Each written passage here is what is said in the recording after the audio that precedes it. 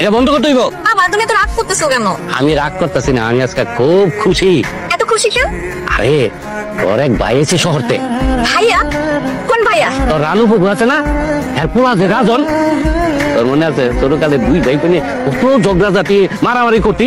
রাজনে তো শুনলে যে দৌড়তি একে ঝুলিয়া থাকতি, আর রাজন কিন্তু মামা বাঁচাও মামি বাঁচাও, আমি দৌড়ে ইয়া পরে শুনে দিতাম। বাবা আমি তো তখন অনেক ছোট ছিলাম, আমার না মনে নাই।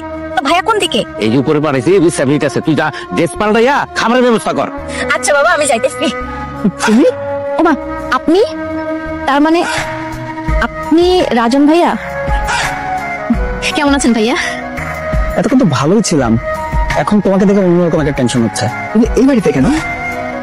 আমাদের বাড়িতে আমি থাকবো না তো কে থাকবে? তাহলে তুমি কি সেই পড়ি? না, আমি পড়ি না, তাই আমার নাম পড়ি।